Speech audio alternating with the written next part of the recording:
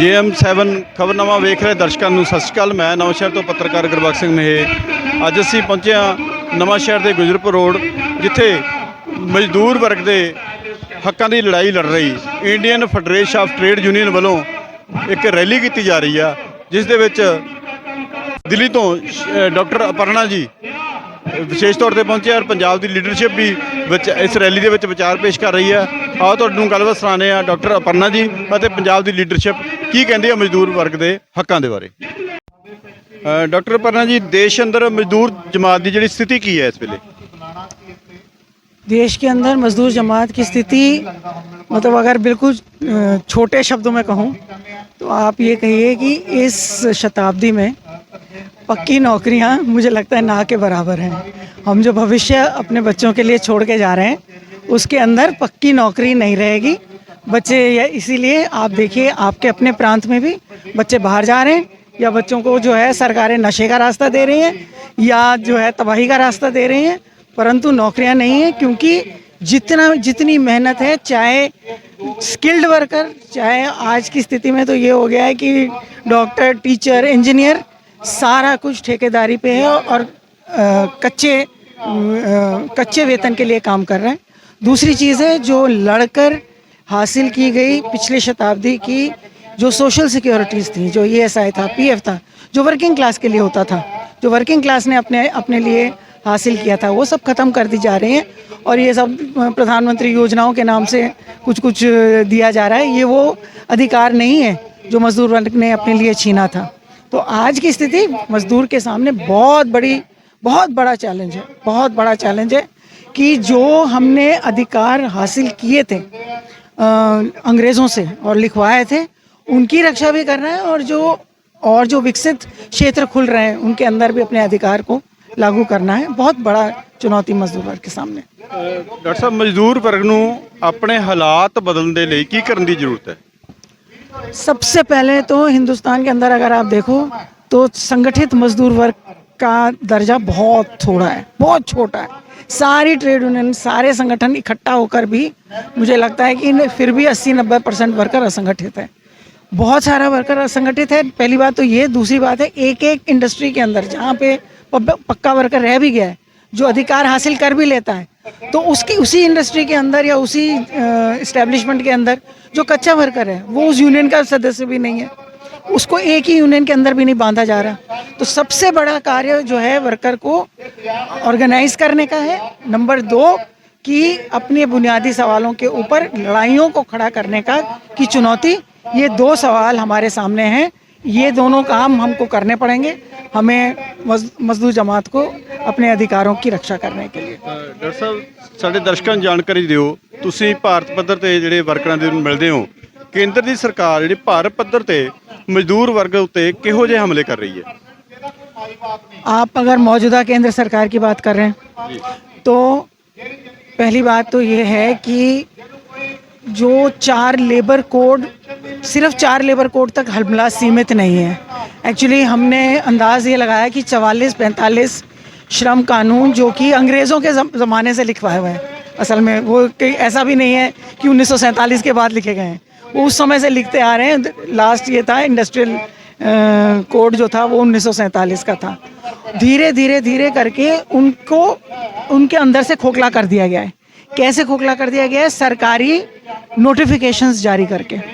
जैसे मैं बताऊं, जो कि चीज़ चर्चा में नहीं आती, कि आज सरकारी कर्मचारी, केंद्र सरकार की कर्मचारियों के लिए पहले एक प्रावधान होता था कि आप कंपलसरी रिटायरमेंट कर सकते थे। अगर आप देखते हैं कि भाई वो बहुत शराबी था, शराब पी के ड्यूटी पे आता था, या बहुत एब्सेंटीज़म करता था, बहुत सारी चार्जशीट थी, तो ऐसे वर्कर के खिलाफ अगर जो है उसको सस्पेंड वगैरह टर्मिनेट करने का नहीं निकलता था मात्रा, तो उसको आप कंपलसरी रिटायरमेंट देते थे। अब सरकारी नोटिफिकेशन के ज़रिए केंद्र सरकार का हर वर्कर जो सेक्शन D-C का और B का भी इसके अंदर प्रावधान है, जिसने कि 30 साल की सर्विस कर ली है या 50 या 55 साल की उम्र, 50 साल की उम्र शायद ओवर हो गई है, वो कंपलसरी रिटायरमेंट दी जाएगी उसे। वो कंपलसरी रिटायरमेंट कोर्ट में चैलेंज नहीं कर सकता। तो इतनी बड़ी बात चुपके से हो गई है, कहीं नोटिफिकेशन नहीं है, कहीं चर्चा नहीं है कि ये चीज़ हो रही है। ऐसे भी चेंजेस हो गए हैं।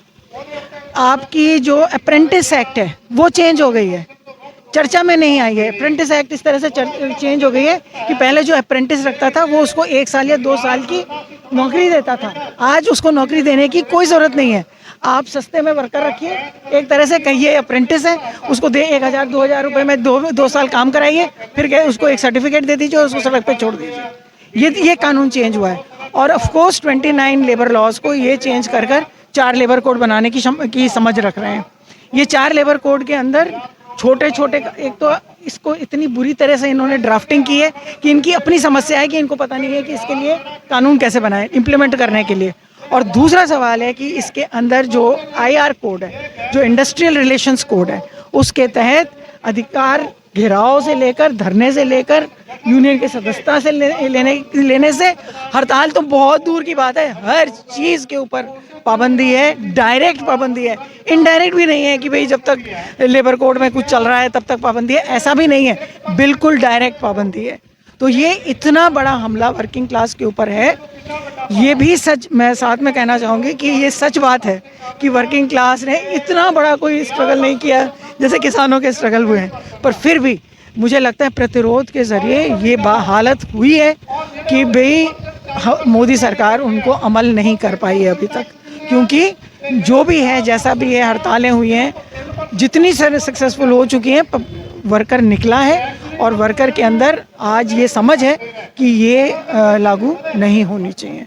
दूसरा सवाल मैं ये कहना चाहती हूँ कि ये जो पब्लिक सेक्टर बेचने का सवाल है, मोनेटाइजेशन कर रहे हैं जी एसेट्स का हम, तो ये पब्लिक सेक्टर बेचने का सवाल, पब्लिक सेक्टर को हम ये मानते हैं कि ये वो सेक्टर है जिसमें जनता के पैसे लगे हुए हैं, जिसको कि आप कौड़ियों के दाम को में बेचने के लिए तैयार हैं, किसी को भी जो भी खरीदने को तैयार है, परंतु ये अधिकार नहीं है उनको, ये जनता के पैसे हैं। और दूसरी चीज़ है कि इसके अंदर जो वर्कर है वो वर्कर है जो कि सबसे स्किल्ड और विकसित वर्कर हिंदुस्तान का रहा है, और इस वर्कर की नौकरी आज पूर्ण तरीके से खतरे पे है। इसमें कोई दो राय नहीं है कि कोई इसके अंदर पक्की नौकरियां नहीं निकल रही पब्लिक सेक्टर के अंदर। जनरली पक्की नौकरियां कहीं भी किसी क्षेत्र में भी नहीं निकल रही। तो बहुत बड़ा हमला है केंद्र सरकार का वर्कर के ऊपर। ये डायरेक्ट हमला है, सोशली भी एक हमला है क्योंकि दलितों पे हमला है, महिलाओं पे हमला है, और ये जो सोशल हमला होता है ये भी वर्कर की ताकत को, लड़ने की ताकत को, लड़ने के लिए एकता जो वो बनाता है उसको छिन्न भिन्न करने की कोशिश करी जाती है। तो जो कम्युनल जो प्रोपेगेंडा है सरकार का, ये भी वर्कर को बांटने की प्रक्रिया इससे तेज होती है, और इसलिए न सिर्फ इसके अधिकारों के ऊपर हमला है पर इसकी लड़ने की क्षमता और एकता बनाने की क्षमता के ऊपर भी बहुत बड़ा हमला है। आज ये फांसीवादी सरकार है और इसने जो चुनौती वर्कर के सामने खड़ी की है, इसके ऊपर ट्रेड यूनियंस को और मजदूर जमात को बहुत गंभीरता से इन चुनौतियों को लेकर इनको सामना करने की ज़रूरत है। आज ਡਾਕਟਰ ਸਾਹਿਬ, ਆਰਥਿਕ ਤੇ ਵਿੱਤੀ ਨੀਤੀਆਂ ਘੜਨ ਦੇ ਵਿੱਚ ਸਾਮਰਾਜਿਆਂ ਦੀ ਜਿਹੜੀ ਕਿੰਨੀ ਕੁ ਦਖਲਅੰਦਾਜ਼ੀ ਤੁਸੀਂ ਸਮਝਦੇ ਹੋ? ਅਸੀਂ ਸਮਝਦੇ ਹਾਂ ਜੀ पूरी दखलअंदाजी हैगी।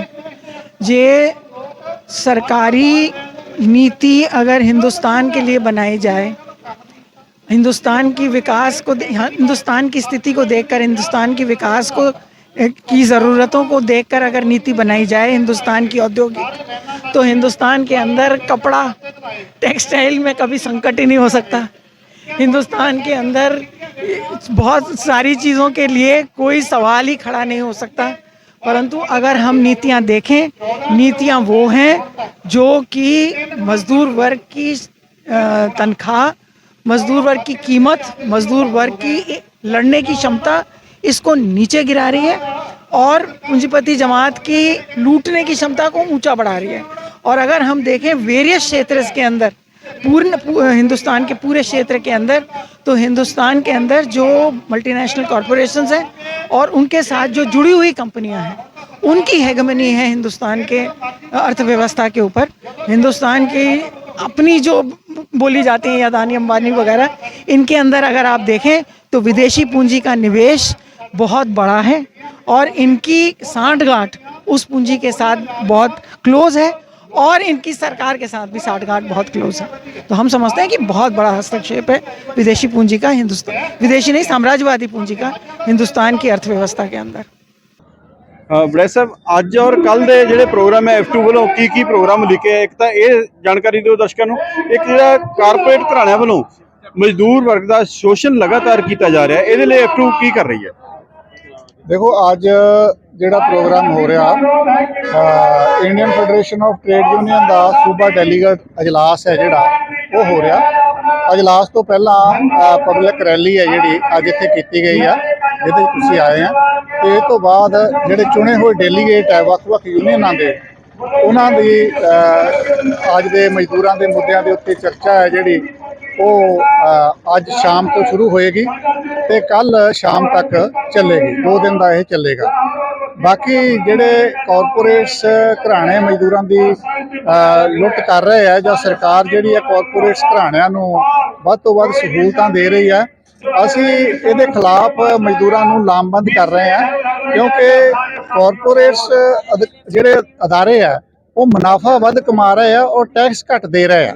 ਔਰ ਅਸੀਂ ਲੋਕਾਂ ਨੂੰ ਚੇਤਨ ਕਰ ਰਹੇ ਹਾਂ ਕਿ ਕਾਰਪੋਰੇਟ ਘਰਾਣਿਆਂ ਦੇ ਉੱਤੇ ਡਾਇਰੈਕਟ ਟੈਕਸ ਲਾਏ ਜਾਣ, ਸਿੱਧੇ ਟੈਕਸ ਆਮਦਨ ਦੇ ਹਿਸਾਬ ਨਾਲ ਟੈਕਸ ਲਾਏ ਜਾਣ, ਜਦ ਕਿ ਜਿਹੜਾ ਗਰੀਬ ਵਰਗ ਹੈ ਉਹ ਇਨਡਾਇਰੈਕਟ ਟੈਕਸ ਵੱਧ ਦਿੰਦਾ, ਉਹਨਾਂ ਦੀ ਆਮਦਨ ਘੱਟ ਹੈ। ਆਕਸਫੋਮ ਦੀ ਰਿਪੋਰਟ ਹੈ ਕਿ 1% 40% ਲੈ ਕੇ ਬੈਠਾ ਹੈ ਤੇ 50% ਜਿਹੜਾ ਸਿਰਫ ਲੋਕਾਂ ਕੋਲ ਸਿਰਫ 3% ਧਨ ਰਹਿ ਗਿਆ ਹੈ। ਸੋ ਇਹ ਜਿਹੜੀ ਡਿਸਪੈਰਿਟੀ ਹੈ, ਇਹ ਜਿਹੜੀ ਇਕੁਐਲਿਟੀ ਹੈ, ਇਹ ਲਗਾਤਾਰ ਇਸ ਪੂੰਜੀਵਾਦੀ ਪ੍ਰਬੰਧ ਦੇ ਵਿੱਚ ਇਹ ਵੱਧ ਰਹੀ ਹੈ। ਔਰ ਜਿਹੜੀ ਸਾਡੀ ਮੌਜੂਦਾ ਗਵਰਨਮੈਂਟ ਹੈ, ਜਦੋਂ ਦੀ ਇਹ ਆਈ ਹੈ 2014 ਤੋਂ ਲੈ ਕੇ ਹੁਣ ਤੱਕ, ਇਹਨੇ ਬਹੁਤ ਤੇਜ਼ੀ ਦੇ ਨਾਲ ਕਾਰਪੋਰੇਟ ਪੱਖੀ ਫੈਸਲੇ ਜਿਹੜੇ ਲਏ ਆ, ਜਿਹਦੇ ਨਾਲ ਆਮ ਜਿਹੜੇ ਲੋਕ ਹੈ, ਵਰਗ ਹੈ, ਉਹ ਆਪਣੀਆਂ ਸਹੂਲਤਾਂ ਤੋਂ ਜਿਹੜੇ ਬਾਹਰ ਹੋ ਗਏ ਆ। ਈਵਨ ਜਿਹੜੇ ਵਾਈਟ ਕਲਰ ਜੌਬ ਲੋਕ ਹੈ ਉਹ ਵੀ ਜਿਹੜੇ ਉਹਨਾਂ ਨੂੰ ਜਦੋਂ ਮਰਜ਼ੀ ਕੱਢ ਦਿਓ, ਜਦੋਂ ਮਰਜ਼ੀ ਰੱਖ ਲਓ। ਹਾਇਰ ਐਂਡ ਫਾਇਰ ਦੀ ਨੀਤੀ ਉੱਤੇ ਲਾਗੂ ਹੋਈ ਆ, ਉਹਨਾਂ ਦੀ ਵੀ ਜਿਹੜੀ ਆ ਪੈਨਸ਼ਨ ਕੱਟੀ ਗਈ ਆ। ਉਹ ਵੀ ਜਿਹੜੇ ਆ ਬਹੁਤੀ ਗਿਣਤੀ ਜਿਹੜੀ ਕੰਟਰੈਕਟ ਤੇ ਆ ਗਈ ਆ, ਘੱਟ ਤਨਖਾਹਾਂ ਦੀ ਜੌਬ ਦੇ ਉੱਤੇ ਆ ਗਈ ਆ। ਈਵਨ ਇੱਥੋਂ ਤੱਕ ਕਿ ਜਿਹੜੀ ਸਾਡੀ ਡਿਫੈਂਸ ਫੋਰਸ ਹੈ ਉਹਦੇ 'ਚ ਵੀ ਫਿਕਸ ਟਾਈਮ ਐਮਪਲੋਇਮੈਂਟ ਜਿਹੜੀ ਲਾਗੂ ਕਰਤੀ ਹੈ ਕਿ 4 ਸਾਲ ਲਈ ਉਹਨੂੰ ਫੌਜੀ ਨੂੰ ਜਿਹੜਾ ਭਰਤੀ ਕਰਨਾ ਹੈ। ਔਰ ਇਹ ਬਹੁਤ ਖਤਰਨਾਕ ਰੁਝਾਨ ਹੈ, ਪਬਲਿਕ ਵਿਰੋਧੀ ਹੈ, ਲੋਕ ਵਿਰੋਧੀ ਹੈ, ਕਾਰਪੋਰੇਟ ਪੱਖੀ ਹੈ। ਔਰ ਇਹਦੇ ਖਿਲਾਫ ਇੱਕ ਅੰਦੋਲਨ ਹੈ ਜਿਹੜਾ 94% ਗੈਰ ਸੰਗਠਿਤ ਲੋਕ ਹੈ ਉਹਨਾਂ ਨੂੰ ਲਾਮਬੰਦ ਕਰਕੇ ਤੇ ਸੰਗਠਿਤ ਲੋਕਾਂ ਨੂੰ ਲਾਮਬੰਦ ਕਰਕੇ ਕੀਤਾ ਜਾਵੇ।